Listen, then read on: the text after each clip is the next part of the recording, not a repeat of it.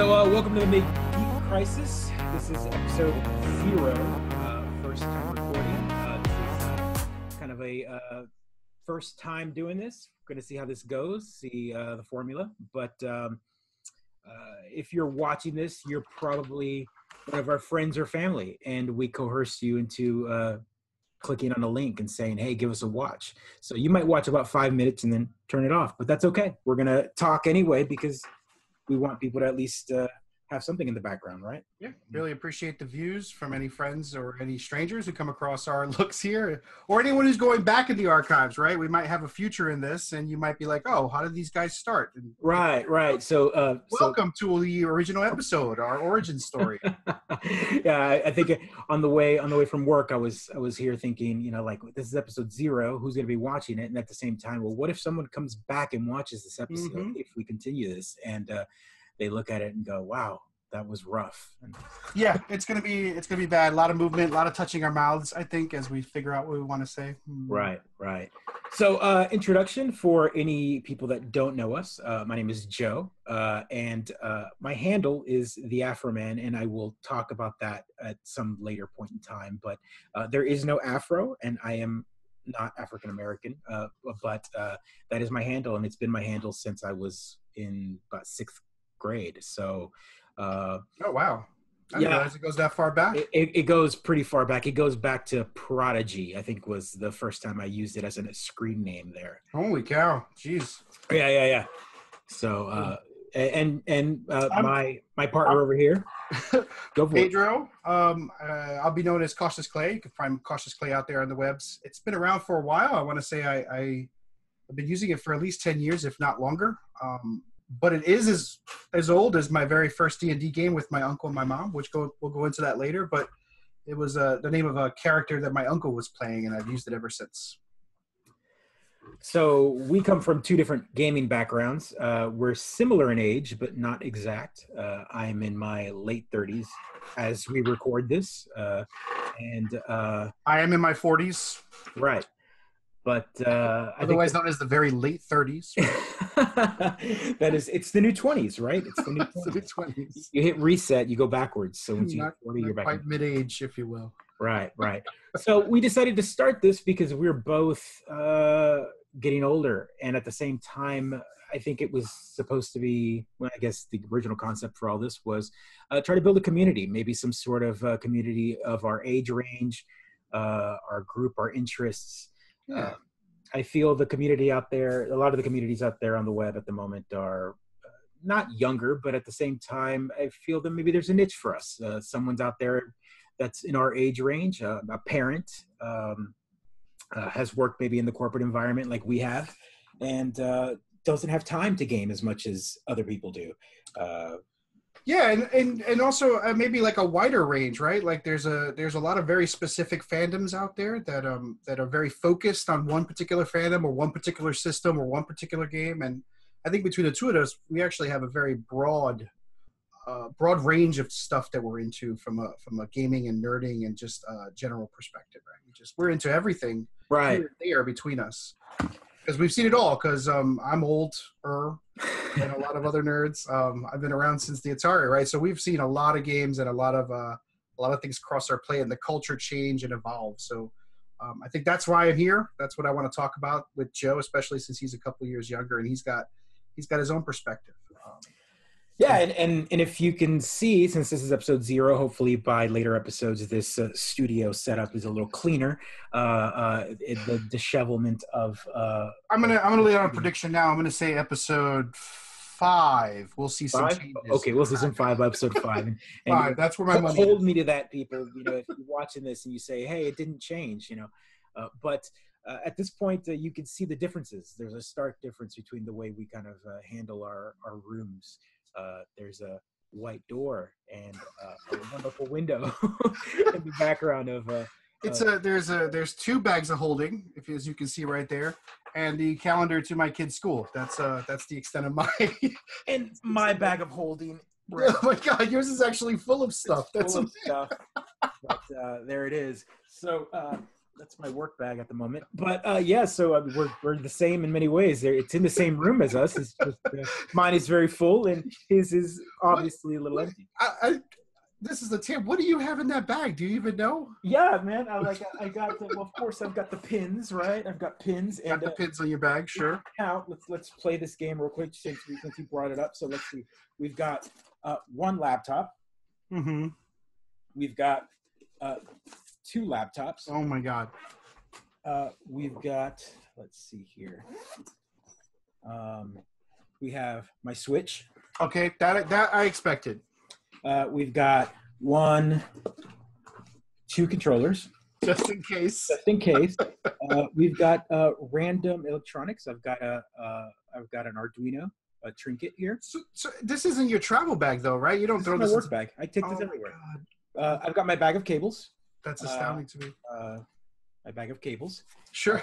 That's got chargers and adapters because I'm an Apple guy as well. So, we live the dongle life. What else? I've got gum. I've got a screwdriver. It's a little pen screwdriver. Got to be able to take stuff open. Let's see what else. There's more because I know there is. Do you have a small toolkit? I took it out at the moment, but hold on. Laptop number 3. Oh my God. Hot dogs. And multiple chargers for all of them. And the one thing that I had pulled out of the bag already was the iPad. So, oh my Lord. So it would have been three laptops, a tablet and a Switch. And a tablet and a Switch at the moment. Holy cow. That's incredible. For the record, we'll talk about this again later, probably, hopefully. Joe and I have traveled multiple times to PAX East together, and it only took me the 3rd year, I want to say, before I stopped bringing my chargers. Because I knew that Joe had enough chargers in his bag that I didn't have to worry. Right. That's waste of time to carry that I'm stuff the Boy around. Scout. Like, it doesn't matter where I go. I feel like I have to have the bag, and it's silly. Like, I just came back from out of the country, and I took so much more than I needed, of course, but I still told myself I was going to pack light, and I still brought more than I need. Like, I brought 4 chargers for everything I had. Like, it's ridiculous. Like USB-C, micro USB, Lightning, random USB chargers, like 3 of those. Every charger for every, like, I had my Switch, I had my drone, I had my. I don't know why I brought it, but I did use most of it. I never know. You never know. I mean, traveling internationally, I get it. Like when I go to Boston, I'm like, if I forget something, I could probably buy it there. Right. Right. A charger cable might set me back, but you never have enough charger cables, right? That's really what gets me. So, sorry. No, it's okay. We should. I mean, that's given us, given hopefully our public kind of our lives. The mess in this background is I used to work from my home office. I just recently am no longer working out of home. And in the process of tearing down the home office, this became kind of a storage room. So I've got behind me over here, there is literally a toolbox that's on wheels. Oh, I remember that one, yeah. So, and then I've got another toolbox that you can't see over here. I've got a CRT TV right here, an HD CRT TV. To my right over here that you can't see is a 27-inch regular CRT TV. I've got 3 monitors, and then behind me there is a 3D printer, another 3D printer, spools of filament here, and it's incredible. Amiibos on the wall, and Nintendo posters and sports stuff because I do like sports. So once we get good at this, we'll just put a list. We'll put like a running list of things in the back. Right. And hopefully there's less, but more, maybe a more controlled chaos. I wouldn't mind having some chaos in the background, but definitely not this. This wasn't my intention. But alas, things happen the way they did. So I'm also lucky in that I have an actual space in the basement, which is where all nerds go to live. And that's where all my stuff is, right? So I have all of my D&D. I have a TV down there. I've got my old Xbox down there if I wanted to play old Xbox games. So I have a space, and this is a work office, and the only place where there's a computer, which is why we're doing it here. Right. So we'll do tours one day of both of our different geek areas, and I think that'll be something on the agenda at some point in time. Hopefully, people will watch us and say, "Hey, how do they game? What do they do?" So I guess we should start off also a little more intro on our backgrounds. Sure. So again, at the time of recording, I'm 36 years old. And so I was born in 81. My intro to gaming was my older sister's Atari 2600. She had an Atari 2600, and I remember the day that we hooked it up, which is kind of it's interesting how we don't forget those days. We wanted to hook it up again. I say again because they must have played it at some point in time before my memory kicked in, but they had lost the RF adapter, right? And so it was the little box, and people could probably remember this. It was a little box with a little slider that had TV or game on it. I had the prongs that you had to put into screws in the back. You had to plug it into the UHF prongs on the back for the antenna, and then you'd switch it to click the dial to 3 or 4 or whatever, and that's what it was. So I remember going to Radio Shack at a specific Radio Shack. And how old we are, everybody. Radio Shack. Radio Shack. All right. And going to Radio Shack and buying that so that we can play the game there. And I remember staying up with my sister playing all sorts of 2600 games, but the one that always stuck to me the most, which is silly, was Smurfs on 2600. And I could still the 4 screens on that game. So it's you start off, you jump over a little river. You go into a room where there's like 2 tables and a spider that comes down. And then once you pass that one, you have to jump up and then rescue her. And that's it. It was Rescue Smurfette. And that was it. Amazing. And then it just cycled. So it's like a blue pixel with the white hat on top that's just running across the screen. Yeah. Right. I remember, so like I had the 2600 as well. We wound up with a 2600 and a Commodore 64 at the same time. So I had cartridges in one and floppy disks in the other. You have to, print run to actually run those Commodore 64. Right. But I have to say that the fondest memory I have is, I forget, it's like a battle tank game where you had 2 players, was tanks that would move across the screen and you could shoot, but if you were good enough, you could sort of curve your shots. Right. At my brother, who I often play with, you curve your shots, but they had like tanks, planes, and maybe boats or something, like maybe just tanks and planes that you can go up against each other. And I don't know if you remember boxing, where it was just like a over. Right. It was like, the camera was overhead for no good reason, and they just sort of. Right. That's the other one I remember playing before. Like those were like super early Atari 2600 games, right? But then they started like. They got a little better, but not much, right? Not much. It's funny. Like in my head, I remember them being like, blowing my mind, amazing. Like, oh my god, 4 bits, and then like. When I went back to play them later, like I've got friends, you've got you. I feel like I've played either in emulators, right, or on actual 2600s. When I went back to play them later, I was like, "What is this garbage? How does this impress us?" Your mind really sets this. It filled in all the gaps, man. Even the ET game blew my mind, right? Yeah, now it's garbage. I talked recently with a couple of people online about this, and one of the things that I always. Games didn't have stories back then, or they did, but everything was written in the manual. Right. Like it's like an Albin liner notes, right? It has all the information you need right there. Right. So a game like Czar's Revenge on 2600. Sure. So I mean, if you remember the game, or if you could just picture it, it was you were a little dot on one side of the screen, and then right here was like a line of like squiggly like colors, and then you had another thing over here, and you had to shoot and make a hole through this like shield that was here, and then eventually you'd shoot and hit the target over here and explode.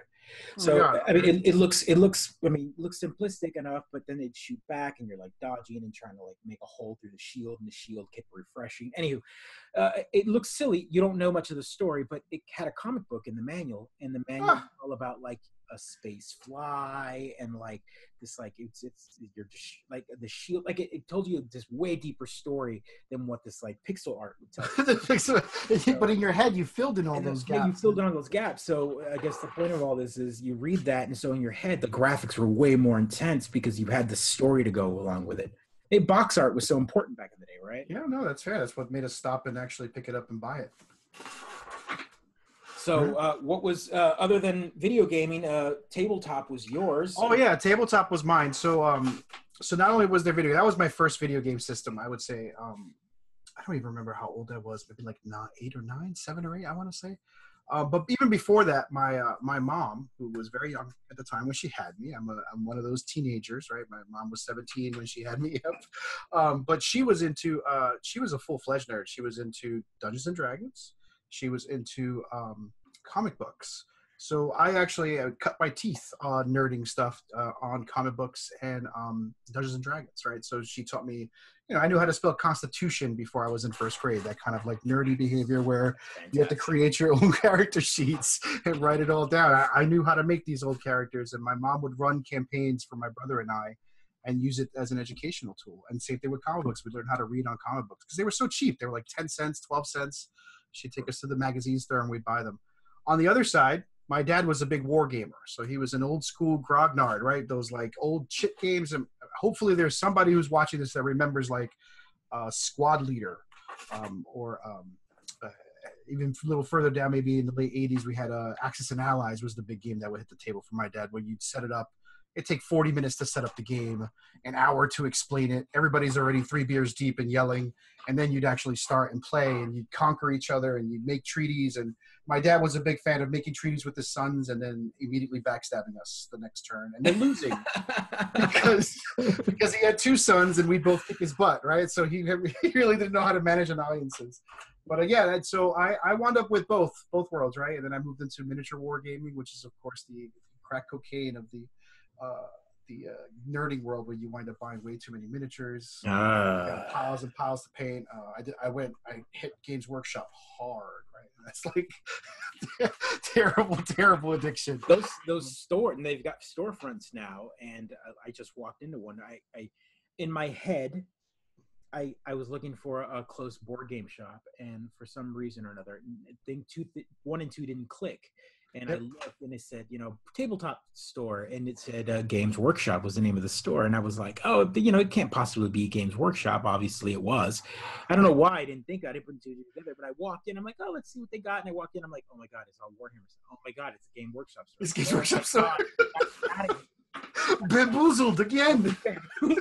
But of course, those stores. I mean, I don't know if you've ever been into one of the actual stores. Of course, I have. Yes. Oh my god, they're just they're terrible for you because they literally are set up to impress everything, right? Like you look and you're just drooling, and they've got these giant tables all set up with a full campaign going, gorgeous terrain, all painted, crawling over trenches. Yeah. And I mean, like, if you compare the miniatures we grew up with when we were like 10 or 11, you go to the store and they had these like little lead guys with barely any details versus the like huge ones that look like Mona Lisas of the sculpture world. I mean, I got to give Games Workshop credit. Their miniatures are gorgeous. They're beautiful. And the tech has only gotten better and better, right? So like you said, the first ones were lead, bendy lead. And now they're like molded up to like a micron, where you can actually see the texture of like the chainmail on these guys. It's ridiculous. Yeah. I mean, and Games Workshop they've got these beautiful miniatures that you can't compete with their miniature style. No. So, but that's interesting. Your tabletop lifestyle was very early on. My start was video games, but video games is all I had for a while. And then, my folks were not geeky anyway. My dad was a movie guy, right? So my dad was all about going to the movies all the time. That was his thing. And it was always action movies, right? So it didn't matter the action movie, we'd watch it. If we went to the video store to rent movies, it didn't matter what the cover, it mattered. If the cover had like a guy with a gun in some way, shape, or form, he would rent it. And it didn't matter. We didn't know the difference between straight to TV or straight to VHS or theater. So he would rent everything. It didn't matter. So we watched like Iron Eagle 27, right? Arena. You're scraping the barrel here. Right. Ice Pirates. I don't even, was that in the theaters? It probably was. I mean, we're talking like American Ninja 5 and 6. Oh. Like, well, we love those, and we would watch them over and over and over again. Beautiful films, yes. But as a movie guy, the one movie that kind of, I guess my dad had no idea what he was doing by watching it over and over again, was he would watch Dune on repeat Like he would put it on, and then because he'd fall asleep halfway through, he'd start it from the beginning the next day and watch it again. And in my head, I was like, "Oh no, not Dune again! Why?" Like I hated it, but then I learned to love it. And then as I got older, I was like, "Oh my god, this is such a good movie, the masterpiece of Dune." And so that was my mentality. And then as I got older, of course, the nerds are all like, "Dune sucks. They ruined David Lynch, whatever, blah blah blah." Like, I'll duel him. I'll duel him in the street. This is how we bonded. I will kill him. How could you not love Stain with his shirt on? He's just killing it. I know. I didn't get it. But so movies was this thing, but nothing else. And I got older and older. And when I got to my early teens, I was allowed to go into comic shops. And then comic books were my geek connection. Marvel, DC, Image in the 90s, of course, the independent stuff, all of the Vertigo stuff. That was all like deep, That's the minute I had disposable income. That's what I was spending. That's what I did. But in my comic shops, I remember walking into the back and they had the miniature section, right? And D&D to me was like something that I didn't understand. I knew it existed, but I was like, I don't get it. Who would I play that with? No one likes the stuff I like right now. Like, right. They were all like, I grew up in an area where disposable income like that wasn't around, and in an urban environment, and most of it was just like, let's go out and play basketball. Okay, whatever. That's what we did. But as I got older, and once I got into high school or late high school, I met friends, and that's where you meet your group, right? And you realize, like, wait, you like PC gaming too? I like PC gaming too. Wait, you like that weird RTS game? You like Dune, the old Dune RTS? I love Dune, the RTS. Let's play it. You better like Dune, the old RTS. So Westwood Studios, I think it was. But, so that's what started, and then you realize, oh wait, there's tabletop versions of this stuff. Let's find it. And so I remember playing D&D the first time with friends. Very nice. So I was later than others. I know that there was tons of people that learned to play earlier, but it was almost like in the area that I grew up, finding the people that liked that stuff was like, you were not only uncool, but you definitely didn't tell anybody you liked that stuff. Yeah, we definitely didn't share that information. I mean, I was a little bit after the Satan scare, I think. Back when the Dungeons and Dragons was about the devil scare. Kids can look it up online, Google it, I guess. But I definitely went to Catholic school, and you didn't bring those books into Catholic school, right? So we kept them at home, and I had 3 or 4 neighbors who went to the same high school as me. We'd all get together and we played. We played not as much Dungeons and Dragons as I would have liked in high school, but we played a lot of the old what's the name of the studio? It's got the star. The old Star Wars game. It's funny that I'm wearing the shirt. It's not even intentional, but we played a lot of the Star Wars role-playing game. It was like 4D6 kind of role-playing game, and that's what I wanted playing a lot in high school, which I'd love to play again. But running a sci-fi game is very different from running a Dungeons and Dragons. Right. But is it? Are other systems even popular now? Everything's gone to the D20 style system because it's. I think Fantasy Flight Games has some interesting systems. They've got the sort of patented dice where, depending on what you roll, it could complicate the story. So I think their dice are interesting in that they help people who are transitioning from board games, which is what Fantasy Flight is into role-playing games. But I haven't had a chance to play it. I know. Was World of Darkness just released their like 5th or 6th edition game? So there's the Vampire the Masquerade game. So they just released their newest edition of it. I remember Vampire the Masquerade being not a D20 game. Yeah, not a D20 game. I don't think their new edition is. It's one of those games that I played once. Not for me, and then, because the scene was so different back then, and maybe I'd try it if I was a comfortable group. Well, I think we've had this discussion, right? Like anytime vampires get introduced in a campaign, it goes from like deep dark to blah blah blah. Yeah, exactly. or it gets a little. There's like maybe that nerd who's just a little too intense. Right. You're talking about goth stuff. Oh man, yes, I love it. Yeah, right. Hey, and total love to all those, but I'm just saying, like, I get it. We all have that one friend that gets really into that. Yeah. So I never really got into World of Darkness, but yeah, I think Dungeons and Dragons right now, and I could talk about Dungeons and Dragons for days, so you'll have to stop me eventually, Joe. But I think Dungeons and Dragons right now, the D20 is what everyone knows. Right. I mean, that's another reason why we started this, because there's kind of been this resurgence of it. Yeah.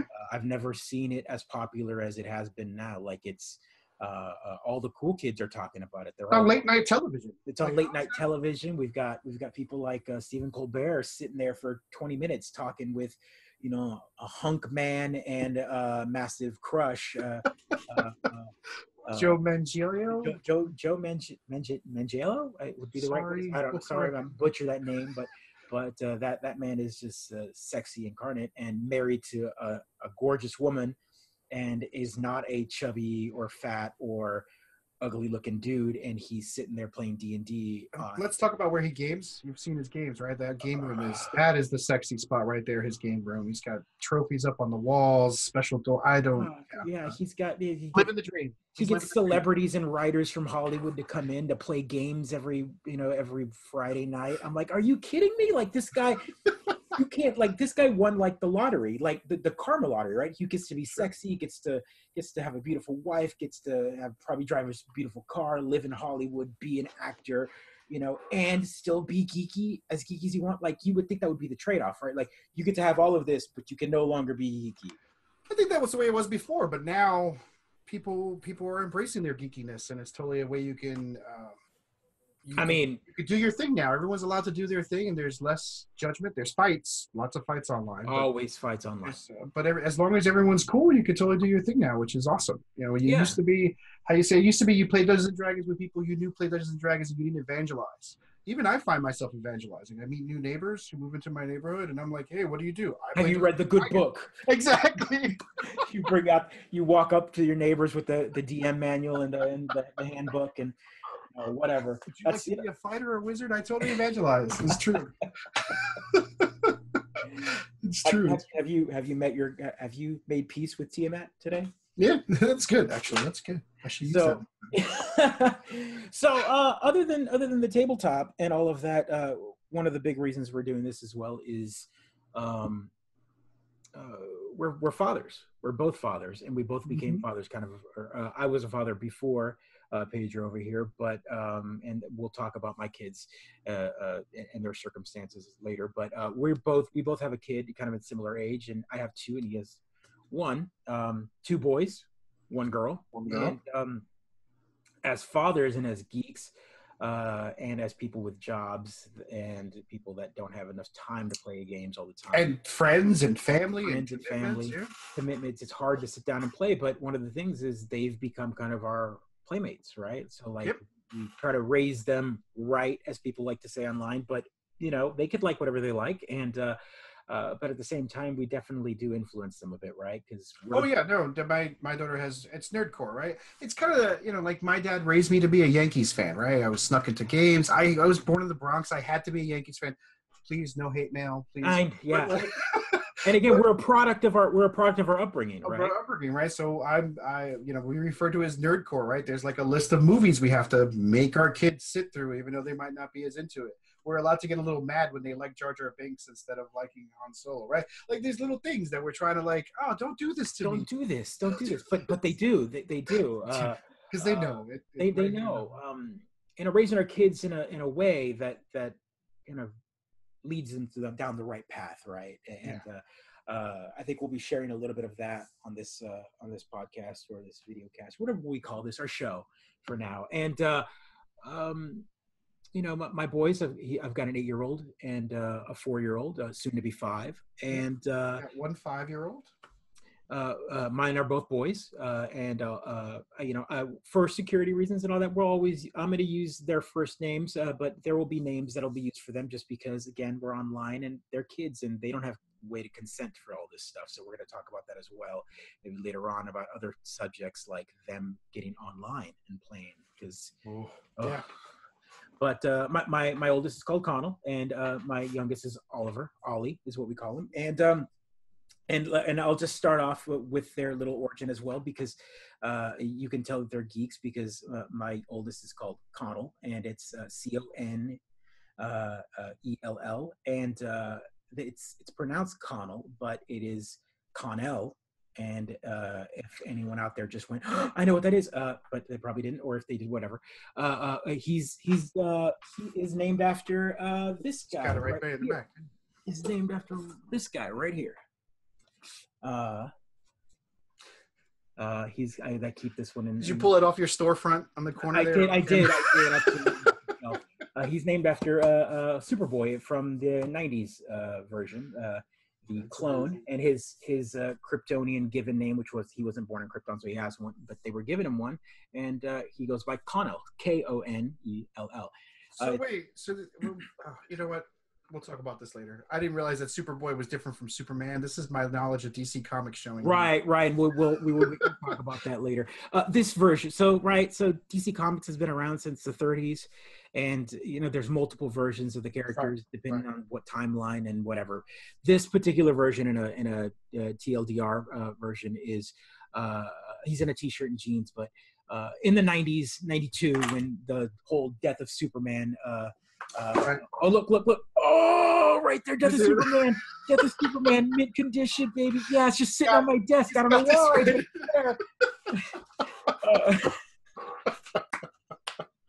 why. When he died in 92, the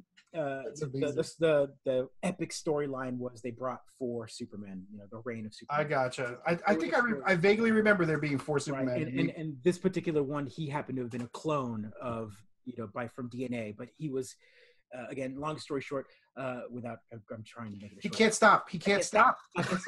This particular version of Superman was a clone, so he was kind of a test tube child, and so that plays into it.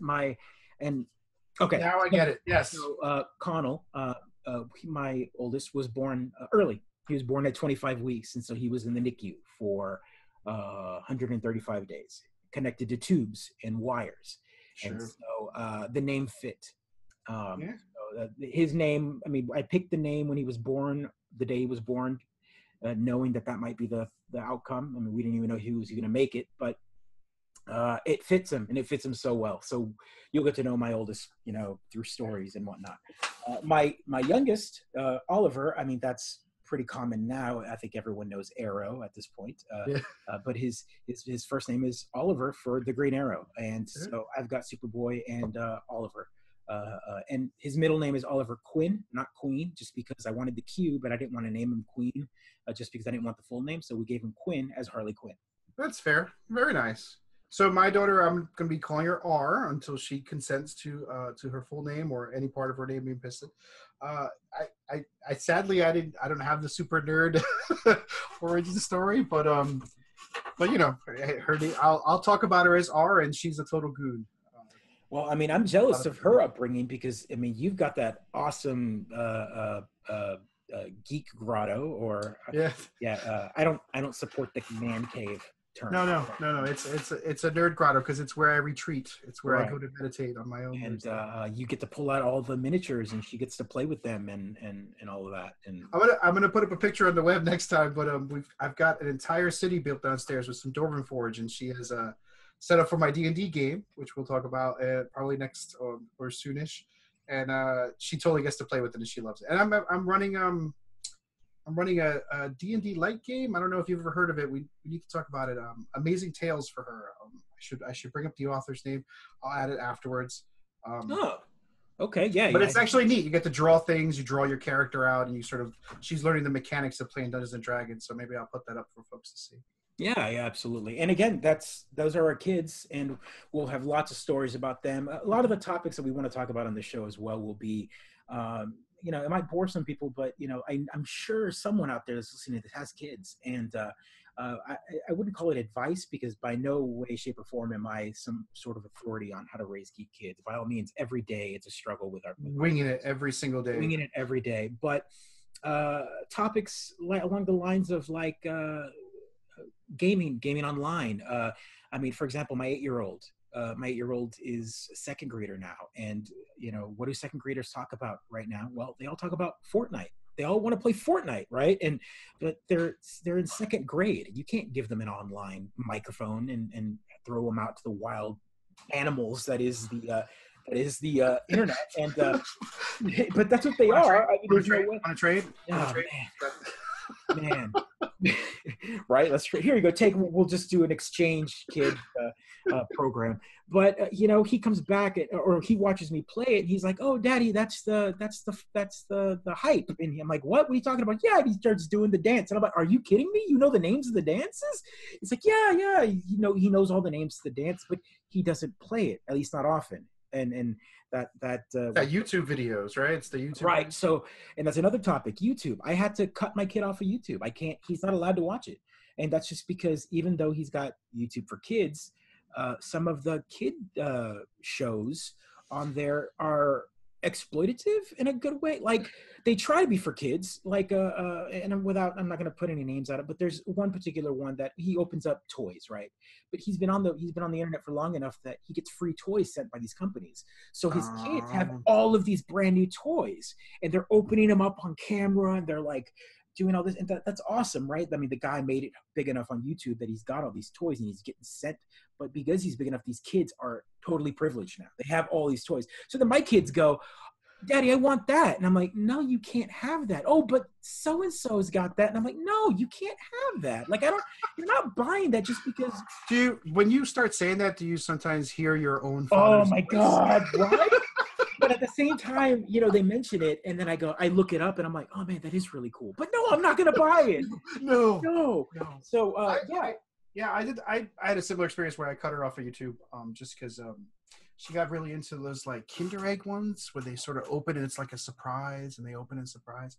And there's something about like an hour and a half of someone participating, and I'm going to sound like a hippie for a second on my big computer in my big house, but it's just like that sort of crass consumerism where they just open and they don't even enjoy it. They sort of show it, open the next one. Right. And I'm like, wow, how does this affect? I don't want this grand experiment being done to my child at 4. Right. And it's funny you mentioned that because it is an experiment. They, the way it reacts to them, at least my kiddo, the way he reacted to it was he would watch them open them. Right. So, something similar to that is he watched people open up grab bag toys. So those are popular right now. All the little like packet toys, you don't know what they are, mystery toys. There's a million of them. Collect everything. Collect everything. Collect them all. Like it's our childhood that we wanted. Now they've got it now, right? So chicken McKean in it. It's insane. Right. But he'd go to the store and he'd pick out 3 or 4 of them, and I'd be like, yeah, sure, they're $2 a pop, $3 a pop, whatever. You could buy 4 of them, and that's your treat or whatever. And my oldest, he would open them up and he'd appreciate them a little bit. But my youngest, because he started watching those shows as well over the shoulder, he didn't get the concept of like, I'm opening this and then I'm going to enjoy it. He would get it like, okay, well, now where's more? And right, like, yeah. No, but that's not the point. The point is you get to play with it. And he's like, I don't care about that. It's the opening. He was getting satisfaction from the opening.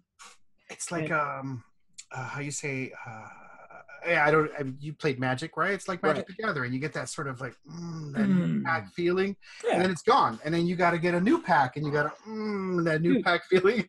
I'm an Apple user, right? That's right. So like everything we open up, we have sex with packages. We're all like, no, it's true. It's like there's channels dedicated to all of that. A little video. That's what we'll do. Put a little video on the website. I mean, but yeah. So that's exactly it. It's that mentality, and we have to raise our kids in a way that they're exposed to all of this now.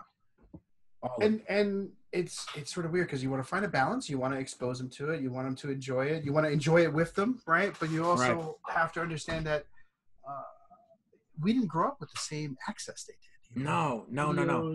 The constant videos. I mean, we at least had a commercial break, or like the TV would go off the air. I don't know if you remember that. I was very young, but like something would happen where it would switch from kid program to adult programming, and then that's it. That was the end. That was the end. Now they've got full channels and on demand and Netflix and all of that. And she'd watch a whole season. We just started watching. You'd appreciate this. The old school Power Rangers. We just started watching that. So she's watched the whole season, 2 seasons now, and she loves it. She enjoys it. But I don't know that she's like. She doesn't understand when I'm like, oh, well, I'm not going to pay for the extra season, so you're just going to have to watch 1 and 2 again. She's like, but I want to watch this. And I'm like, well, when I was younger, I had to wait an entire summer for the new season. Season, right? Yeah, that's exactly right. They don't understand the concept of like an episode a week. Like they've been watching the new DuckTales. Oh, wow. Even though I've got the channel, I decided to just buy it on demand so that I could get every new episode on Saturday or Sunday when it hits, and they could just watch it. But right. Well, I'm a big fan too. So I know. So I had to watch it, and I was backlogged, right? So I had like 6 episodes. I bought it at 6 episodes deep. So boom, all 6 of them showed up in the queue. And then they watched it all, and they're like, "Well, let's play the next one." I'm like, "Well, it's not out yet," and they're like, "I don't understand what do you mean What it's is not out this- yet? I'm like, what is next this Saturday. So then 24 hours later, they're like, is the new DuckTales up? And I'm like, no, next Saturday. Okay. So 24 hours after that, is the new DuckTales up? I'm like, no, it's not. That's where you break out the calendar and you're like, okay, today, Wednesday, Saturday. Saturday. So that's how you teach them time, right?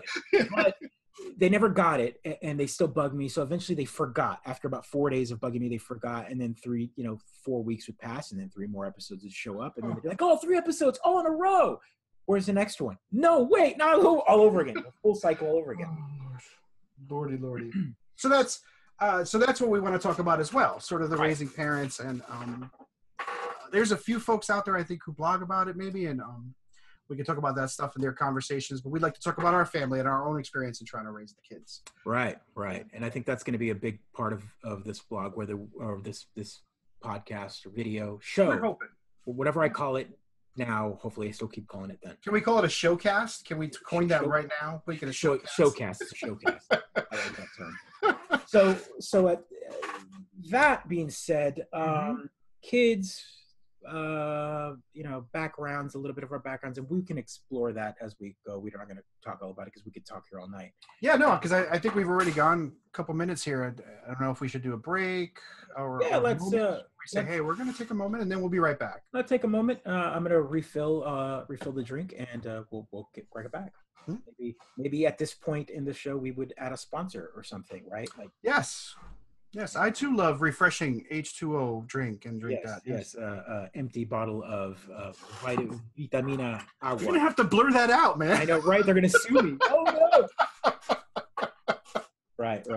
So this will be the advertising space. You can find us on Facebook and Twitter and the YouTubes and all the places that you would normally find this kind of thing. For all the major links, you could hit up the midgeekcrisis.com, and you'll find all of our links there to all of our different locations. At some point in time, maybe in the future, we'll be able to say and join our Patreon, because this will keep us going. But exactly, going on right now, we don't have a Patreon at the moment. You don't owe us anything. Right. Right now, we're just kicking this off and we're giving it away for free, right? Absolutely for free. But after that, it'll cost you lots of money. And yes, costs us about as much money as we put into it. So absolutely. Please, like us, follow us, share us, do whatever you're supposed to do to get people to watch our thing. Shoot us messages as well. Joe's a little bit more active on the Twitters and the Instagrams than I am, but I reply to people very quickly. So while I don't post as much, because I'm more of a considered person and Joe's an oversharer, I'm a way undersharer. Just sending me a message or an email and I will reply probably within a few minutes, as I love that stuff. I love getting questions and things like that. Right. Which Joe does too, but Joe will do it publicly. I'll do it very privately, so that's just me. All right, well, let's go for a break, and we'll be right back.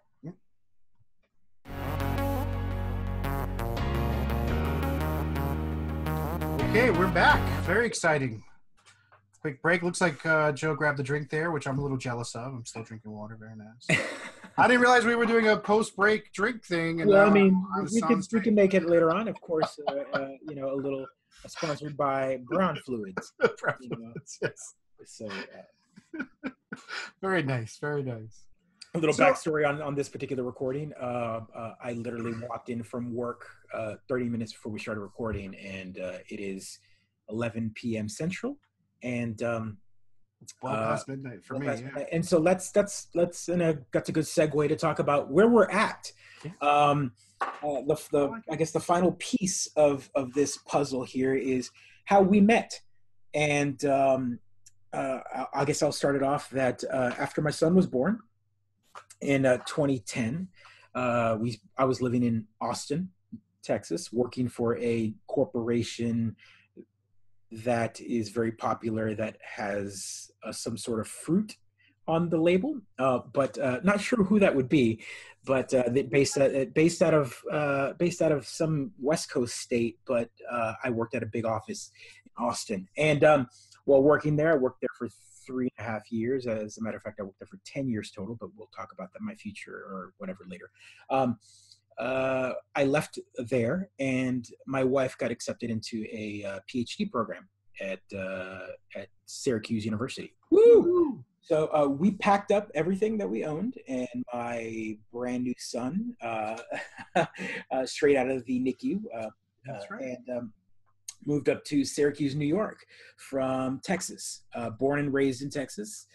I am of Latino descent with a little bit of Arab, and we'll talk about that in another show as well. But that being said, Southern boy, never really traveled much, and we did the massive culture shock of moving to Central New York.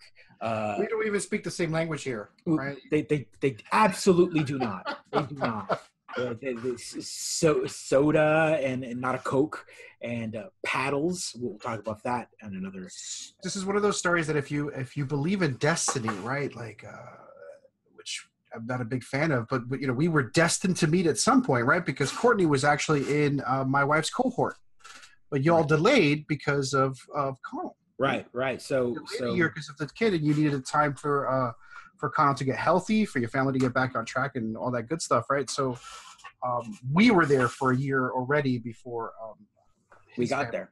Yeah, and my wife was also in the Syracuse University program, which we have figured out, and we were there for a year, living down the street. I was told when I moved up there that there was a dude who was married to someone in the department who was into the things I were, right? That's what I was told. And I was like, oh God, thank God there's going to be nerds there I can hang out with. Because I was pretty big into the nerd community when I was down in New York City, which is where I was coming from. Born and bred in New York City, raised in the Bronx. So jealous. I've heard the New York like geek culture thing is like way, like you can really find people there. Yeah, you can. The thing is that not only can you find people, you can be discerning, right? So I know a lot of our nerd communities out there across this country. You know, sometimes you're in an area where you don't get a choice, right? There's 8 guys or 8 gals, right, who play D&D, and if you want to play D&D, you got to play with those people, just because there's not a big number there. I was very spoiled in that, you know, I was in New York City. Weirdly, though, a city of 9 million people, we only had like 3 game stores, right? We had to hop on a train and go all the way downtown. And I think nowadays there might be only 2 or 3 left still. So there wasn't really as many game stores as you would expect of a city this size. But the rents, that's the problem, right? Being a nerd in New York City is super expensive. And you just don't have a lot of space, right? Spoiled up here in Syracuse, and that you can actually have a game table, right? Right. You got to like play on top of your couch, or you move everything. We used to play floor hammer, right? Because we had to, you put all your terrain on the floor, and you just play. I guess that turned into, you know, 2 days later, you found that missing army piece, or that missing battalion right into your foot. Yep, that's no, because Games Workshop miniatures were so expensive, you made sure that everything went right back into the foam case.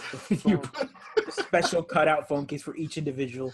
Because you have to carry that on the train and make sure everything was okay on that train. So that's where I'm coming from. We moved up to New York City. I forget what year, maybe like 2007? No, wait. How long have it been? 11? 12? 11 or 12. So you guys moved 2010. Yeah. At 1 year before, and then we moved up there for the August 2011. Mm-hmm. And Sarah and I loved it so much up here we settled in.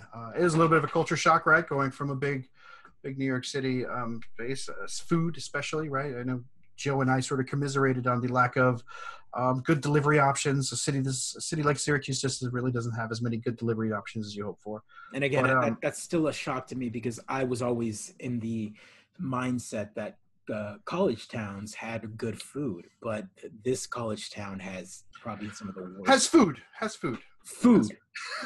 And I still live here, so that's umlaut D, right? Trademark, because it's not really food, but it is like it's sustenance of some sort. What you really learn to appreciate in Syracuse is snow, that I've come to appreciate. And when you are snowed in, you learn how to cook. So right. I've become right. So for anyone who watches this that has lived in the Central New York area, or is from the Central New York area, they can commiserate and go, we know what you're talking about, because that's how it is. Snow seasons. Coming from Texas, we are like, what is that? There is cold and hot, and our cold is like kind of hot. 40. It's kind of hot, so it's hot and hotter, right? That would be the proper. And so when I got up there, we learned to appreciate actual seasons. You know when you grow up in like kindergarten and they have the flashcards for the seasons, and they're like summer, and it's like this happy sun. and then like fall, and they show all these like colors, all these like browns and golds and yellows, and you're like, oh, so fall. And spring, they show the happy sun again, but with more flowers, and then winter, they showed like snow and people playing in the snow. Well, in Texas, none of that, all that was myth, right? Like it was all it's cinema. Yeah. It's cinema. And then we got up to there, we got up to Syracuse, and then those like flashcards happened. And not only did they happened from like one day to the next. And it was a kind of a shock. You would walk outside from summer, and like one day the tree's starting to turn yellow, and you're like, oh no, here it comes. And then like 24 hours later, poof, this explosion of like orange and yellow happens. And you're like, someone flipped that freaking fall card, right? And then same thing. You notice all the leaves are dropping, and then that last leaf drop, and you're like, oh no. And then you wake up the next day to 2 feet of snow. and then 6 months later. 6 months later, that's not an exaggeration. There is 6 months of winter, and then 2, 4, and 6. 2 months each of every other summer. It's beautiful. It's beautiful for 6 months, and then the winter. If you could survive your winter up here, you'd come to enjoy it. You do invest in a lot of snow-related stuff. There's an achievement for that, right? Like we unlock some sort of achievement. There should be. We survived many a strong winter. And folks up here, they it's not like New York City or further places south. If it snows, it shuts down. Up here, I mean, they might close the schools every so often, but it's right. So that was the thing. Something we learned, right? They don't close it for snow. They close it for wind advisory. Yes. So if there's a chill factor of, and I am not kidding you, if you guys are watching this, -20 or below, then, so what that means is, and if you can wrap your head around that is 20 degrees below freezing, then it's enough. And I kid you not, I want to use a stronger word than kid. Being out in that cold, you would think, oh, below freezing, what does that feel like? It's freezing is freezing, right? No, once you hit that point, your breath, everything that comes out of your mouth freezes onto your face. So you could go from your porch to your car or to the sidewalk outside and then back, and there would be chunks of ice in my mustache. Frozen into the beard. Frozen into the beard. That's how cold it is. The wind hurt. It's like pain.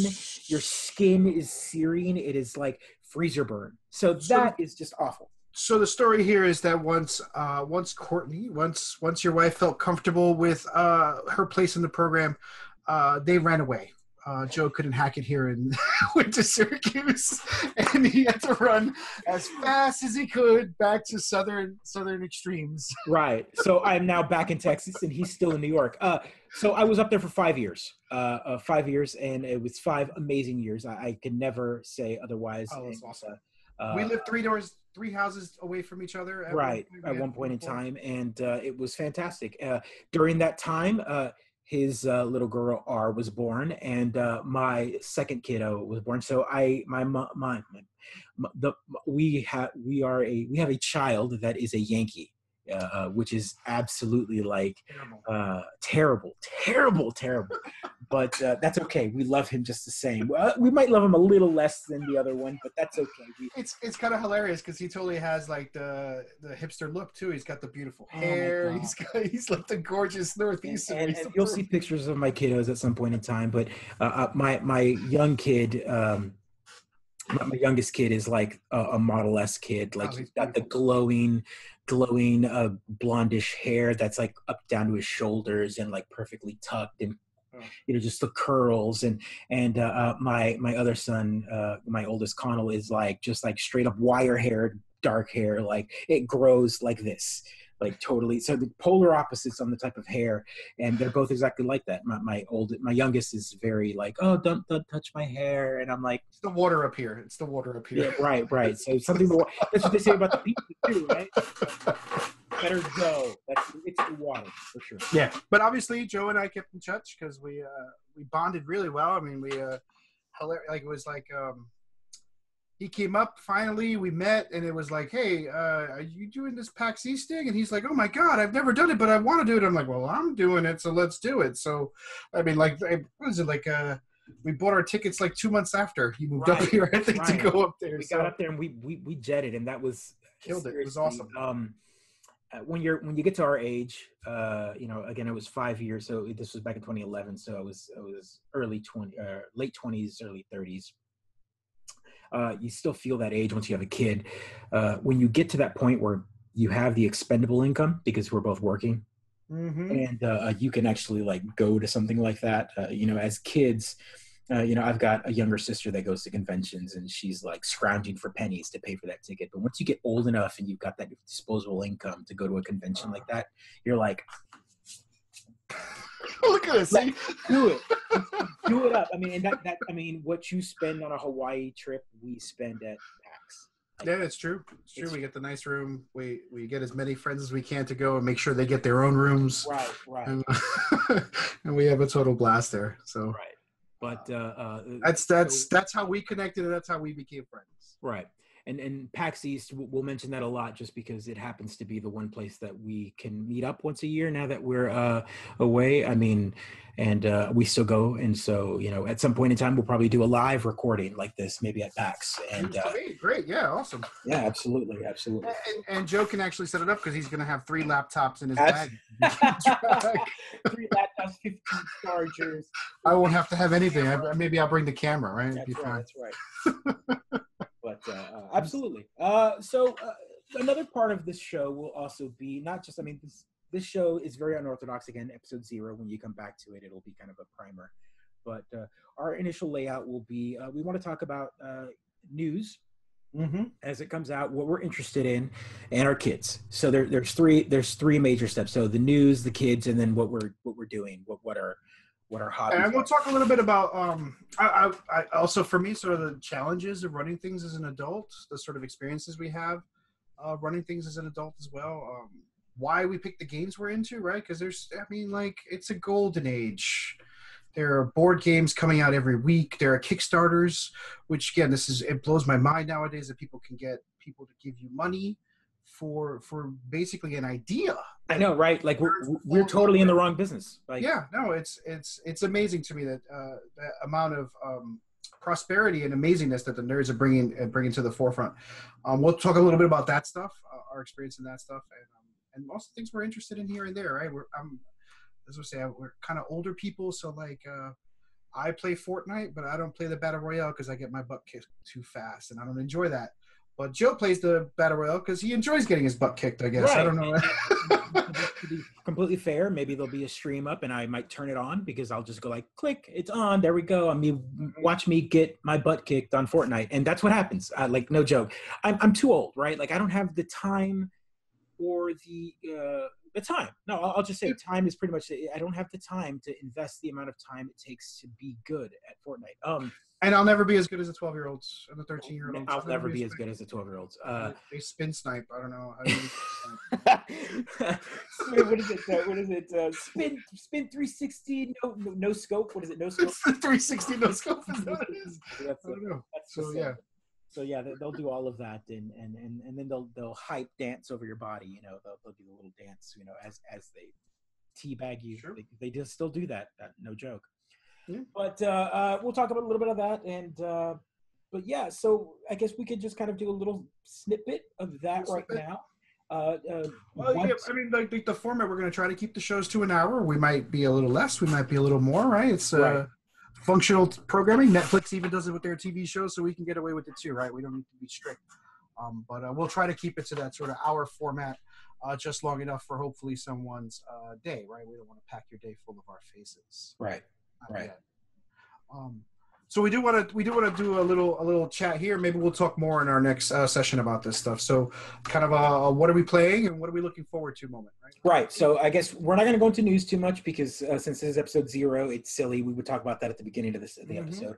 But let's talk about, since this is, we are recording this on October 9th of 2018. And I want to set that as a stone date because that's the first day we actually recorded.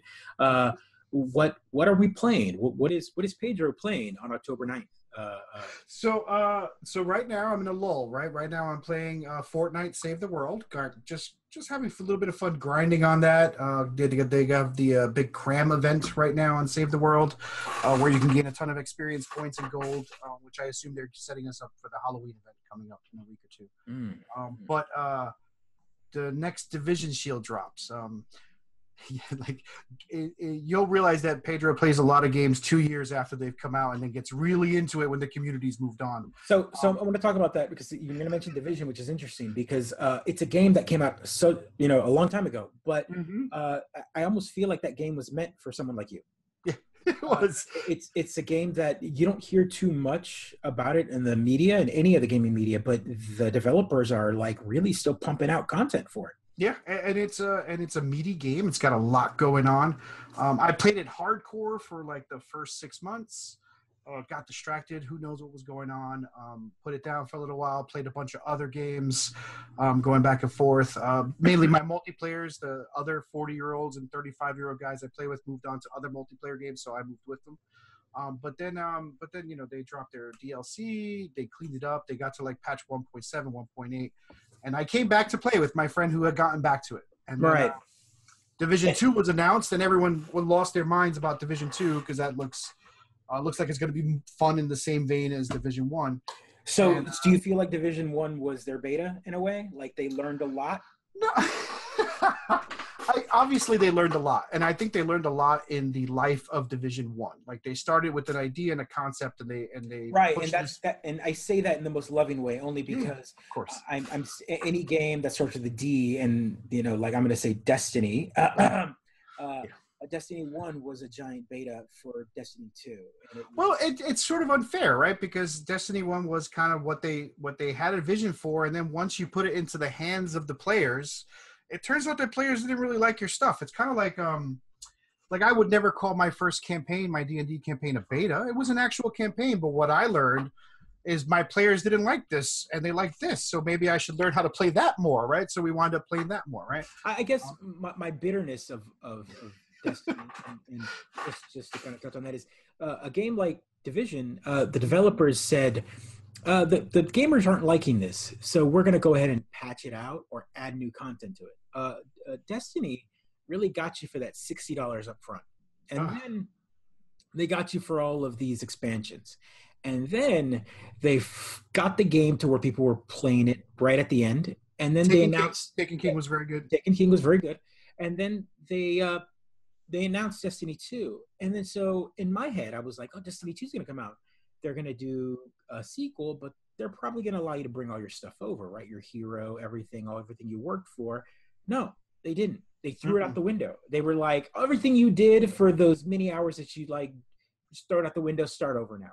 Well, they did give you the I think what were they called, the book of legends, or the banners, or whatever you got. Division, Division's doing something like that now too, right? So they're giving you, I think it's vanity content, or they haven't really, maybe they have announced, I should go back and research it, but they've announced some sort of content for Division 2 if you finish all the Division 1 shields, which is why I'm grinding Division 1 like a madman and trying to get everyone I know to play it, because the shields are there and they're pretty awesome, and they'll give you something. And they're also like moderately challenging, and they gave me a taste of the sort of content that I had written off. Right, so like they have a survival mode that I found too hard, uninteresting. The very concept of a mode where all of the gear that I had spent a year and a half grinding for is now poof gone, and I have to start over with scratch every time I play this mode.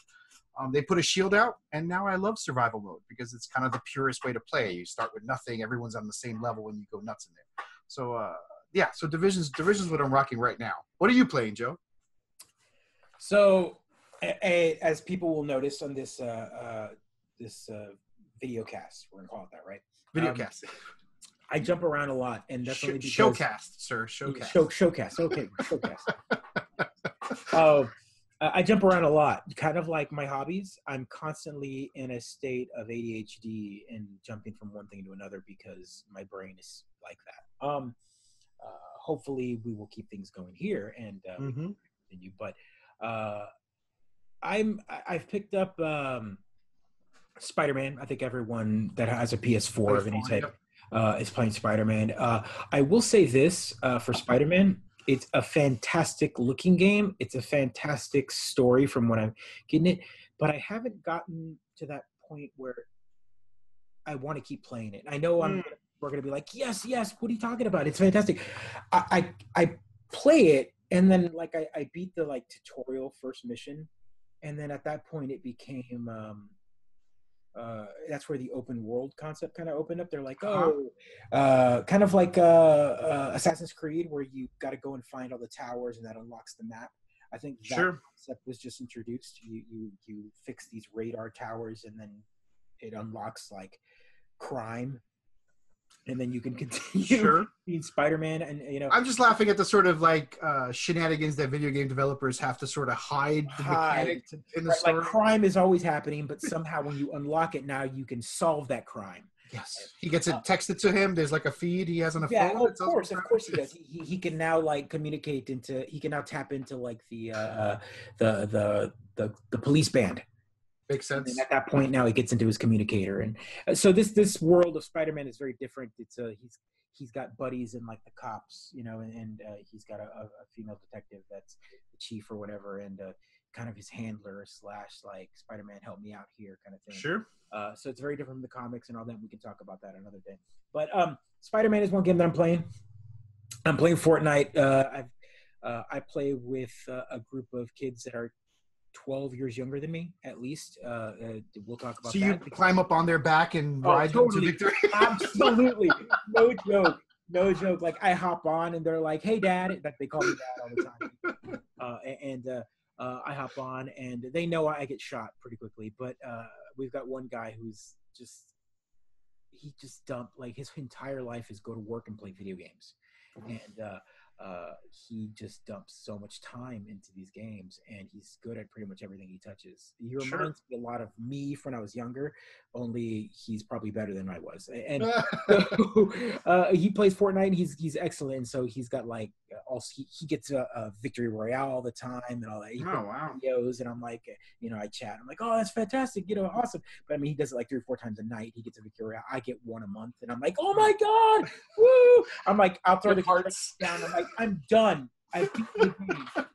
So Fortnite is a battle royale I'm playing because they play, and so I have to take medication when I get into the top 20. Like, I'm like, oh my god, am I gonna actually? and then someone runs up to me, and then I run in circles, and then I die. Right? So, so that's me on Fortnite, and then which games on my Switch? I'm playing. I picked up Guacamelee again. You picked it up. It's on the Switch now. They just released it on the Switch, and they're releasing part 2 in December on the Switch. So I will throw. That is a fantastic Switch game. Holy! Oh my God, that's good. Yeah, it's real good. And if any of our listeners have not played Guacamelee, if you love challenging platformers that are designed in a way that love platformers, these guys who designed it love platformers. It'll blow your mind. I mean, like, it's rare that I will play a platformer on the Xbox One to death. And that was one of the ones where I still regret. I'm at like 950 achievement points out of 1,000 just because I have not been able to beat their super hardcore mode on the lab. There's like you got to jump to the tree, and there's all that buzzsaw levels, and I just was like, oh, yeah, you have to switch the modes, right? Like, I gotta raise my kid. I gotta go to work. I can't try this. So Guacamelee has a funny story for me because we played it at PAX East about maybe a year and a half to 2 years before it ever came out. This was like their beta, like a small little booth, and I sat down and was like, what is this colorful lucha game? I gotta play this. Yeah, we played it on like a PC. It wasn't launched on any console at the time, and I played it, and I ran through that demo like 5 times, and then I ran away, and I went to go get Pedro. Pedro, you gotta come and sit down. It drags me over. I drag him over to the booth, and he sits down and plays it. He's like, this is freaking awesome. So it's made by Drinkbox. That's it. Yes, is a fantastic company. And I've met a lot of the devs. I mean, I personally talked to them when sat down and was like, you guys have to make more of this game. Like, when is it coming out? They're like, well, we're working on it. We're hoping to launch it on Xbox, and it didn't. When it got picked up by Sony, Sony put it out as their indie title for a good summer right. before it relaunched on anything else. And I picked it up, and it released on the Vita, and so I played it on the Vita. I played it on I've bought it on every system it's been out. Oh, So I've got lots of love for it. And they announced the sequel, and the sequel was like even more. We played that at PAX East as well. We played that at PAX East and talked to the guys as well there. And I bought it day one, and I've played it a little bit on PS4, but now that it's coming out on the Switch, I'm going to hold back on finishing it on PS4, and I'm going to play it completely on the Switch just because. Wait, is it on the Xbox yet, or is not it... yet? But apparently, when they launch, from my understanding, when they launch on Switch, it'll go multi-platform, and so when they launch on Switch on December 18th, I think they said, I gotcha. The other consoles. Because that's that 4-player couch co-op that I love. Yeah, absolutely. So those are the 3 major games I'm playing right now. There's one more game I'm playing, and again, I scatterbrain, but one game that I had to pick up because I also have VR upstairs. Mm-hmm. I'm playing through Astrobot Rescue Mission, and I haven't talked to you about this game. No. So this game is interesting. So wait, PC? No, this is on the PlayStation 4. PlayStation 4, got it. PSVR. So PlayStation has got this Playroom game. It's free to download off of the the marketplace. It's almost like a demo for PSVR, right? It's a way for you to play like multiple little, like a shooter game or like a robot game or whatever. Just kind of test out the VR. It's kind of a kid's room. That's what they call it, the Playroom, right? In that particular Playroom, there's a little mascot that kind of follows you around. He's a little robot, a little PlayStation white robot with like a visor and blue eyes that have like an LCD on it. One of the games. It's a really detailed description. One of the games in that particular like Playroom is a platformer, like a Mario game, right? So you're like this omnipotent head, and you've got a controller, and the controller floats around on the screen, and you with the controller you control the robot, right? So the robot, as you progress with the robot, you kind of float behind him and the camera, so you're moving behind him. And so think about you playing a Mario game, like a 3D Mario game, and you are in the game. So you're moving this thing as your camera's behind it. Right. It sounds like a nightmare. It's not. It really isn't. Like I can't describe it enough. Because there's nothing I hate more than first-person jumping puzzles, right? Right, but it's not. It's third person. So So you see the little robot. So you move. And then when you get to an area, you no longer move very far, and then you move the guy, and the guy moves around. He's moving around, so you're hitting forward, and he's like way out in the distance running, and then you run him back, and he runs back up, and then he'll run up behind your head and around and pick up coins and jump. So it was a little demo level, level. The whole purpose of that game was you have to rescue his other robot buddies, and so you'd find the robot buddies, he'd kick them, and they'd fly. And they'd land on your controller, and they'd like get sucked into the controller. Like that was the safe zone for them. They made a whole game based on that one little demo. And let me tell you, the first thing I said when I played that demo level was, I want an entire game of this. And Sony somehow knew that other people said that. Second, I said, dear God, Nintendo should do something like this, because they made the game. It's totally a Mario ripoff, right? Like there are coins and you jump and you. I mean, it's. You mean Sonic the Hedgehog ripoff, right? Sure, whatever. Sonic, Mario, whatever platforming game. Alex Kidd in Miracle World, whatever the old. Whatever, any platforming game you want to talk about 3D wise, this game is it. But it is they've. It looks like they went through and looked at every Mario game and went, distill it, take it, put it on Sony, and then put their mascot on it. So it is fantastic. And when I bought it, I was like, this is going to be good. And then all the reviewers blew up. So it's like 5 out of 5 on all of them. They're all calling it one of the best. What is it called? It's called Astrobot Rescue Mission. Astrobot Rescue Mission. So here's you're going to find out very quickly that I don't own a PlayStation 4 because I'm an Xbox guy, right? I couldn't imagine going to a new system and not having any trophies or whatever they call them on the PlayStation, right? Yeah.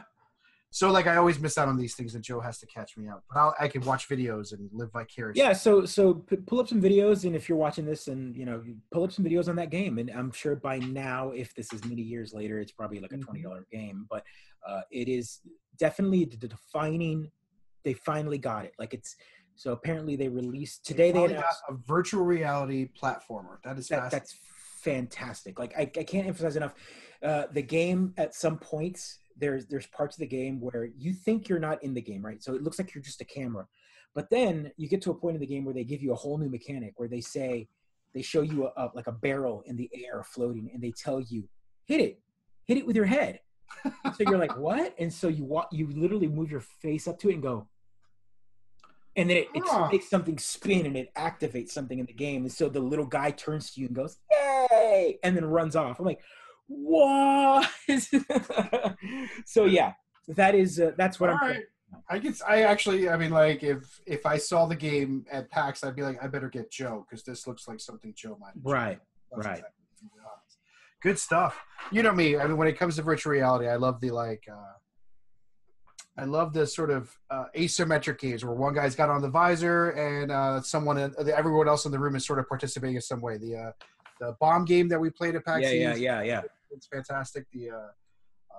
Plays a couple of like weird ones at Jordan's place, a good friend of ours, where like, you know, you're the spy and you're trying to get through, and the other person is sort of telling you, has the map and knows which way you have to go, but you don't. Oh, interesting. And also like tells you like there's guards up ahead, right? So you're kind of coming around the corner and he's like, oh, stop, don't move. And the guard sort of walks by. I forget. My problem often is I forget the name of these games. Right. And then Star Trek. We got to play Star Trek. So that's, again, another PAX East experience. VR game that everyone, if you've got a VR setup, you have to pick up. What is it? Star Trek Bridge Commander? Whatever it is, you need to have like 4 VR sets so you can all be in the gosh darn same room, and amazing systems. But I mean, like, it's the 45 minutes of the game, and I still think about it. I'm still like, wow. We're this age, and we're like, oh my god, we got to experience it. We got to play. I got to be a Star Trek bridge officer, which is another one of my nerd levels, right? So here's another I'm a big fan of. That's my microphone. Did everybody okay? Ding! First one. Session 0. Now I know I need to tape it down, right? So good stuff. Can you still hear me okay? Yeah, absolutely. So Star Trek, of course, we got to play a quick session of that at PAX. It was a 45-minute demo, the one mission. And we got what was interesting about that session is we played all the way through, and then right at the end, we finally got what it was. And we were just like, oh, it was spoilers, right? But it was, yeah. It was that moment. Is that moment in the Star Trek game? As a fan, you're like, oh my god, we got to do that. So yes, which is the dream, right? This is what virtual reality was promised to us when we were kids, and now at 40-something years old or 30-something years old, we get to actually see it develop in really fast fashion, right? I mean, it's just crazy how quickly it's gone from just total trash to amazing. And we'll talk about VR probably in another session at some point in time. But I will say that it's an interesting thing that it hasn't been adopted as much as I think VR developers wanted it to be, because I think the expense of it coming in. But I think Oculus is a good idea right now. They've just announced they've got a whole new Oculus coming out. So they've got the Oculus Go, which is their low end. The Oculus Rift, which is the big one, and then they've got another one. And for the life of me, I would have to pull it up. They've got a new Oculus system that's going to be kind of an in between. And let's see. You're looking it up. Look at this. Look at this modern world we live in. He's videoing it, headphones, talking to me. The Quest. The Quest. That kind of segues nicely into what are we looking forward to? So like we're playing these games right now, and what are we looking forward to? There's definitely some VR stuff on our horizon that we're looking forward to, right, Joe? Absolutely. So I think we've gone long enough for episode 0. I think we're going to wrap it up here, but hopefully you join us for our first full episode. If you didn't catch the name, it is the Mid-Geek Crisis. That's right. On multiple phrases. We're hoping, and we won't explain it. We know everyone's going to get it, right? So we get it. But our upload schedule should be every Wednesday. The episode should be up every Wednesday, and there should be some later on in the future, some in between episodes, maybe small chats or small streams or big news that we can't wait to talk to you guys about. And we'll record and we'll throw it up. But for now, every Wednesday for the mid-week update. First clue.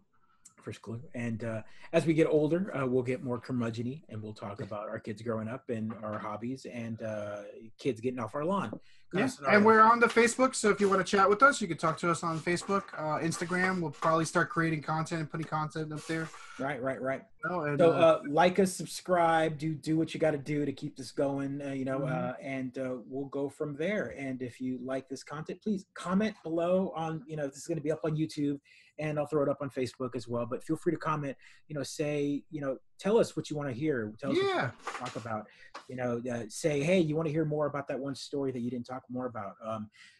Tell us, say, hey, you listen to us, you found us, you have a kid, tell us what you think about some of the kids stuff. Send us some cool links about things you might think we might be into, right? You so, kind of got our origin stories. Right. Send us some cool stuff and we'll talk about it here and we'll ask you questions, right? Absolutely. That's what we want. We want a community, guys. So join us, subscribe, like us, follow, wave at us. If we talk to us, street, Twitter us, all that good stuff. Do all that good stuff. And we will keep in touch. So guys, signing off for the episode 0, to many more. To many more with my water. Talk next week. All right. Talk to you later, guys. Bye.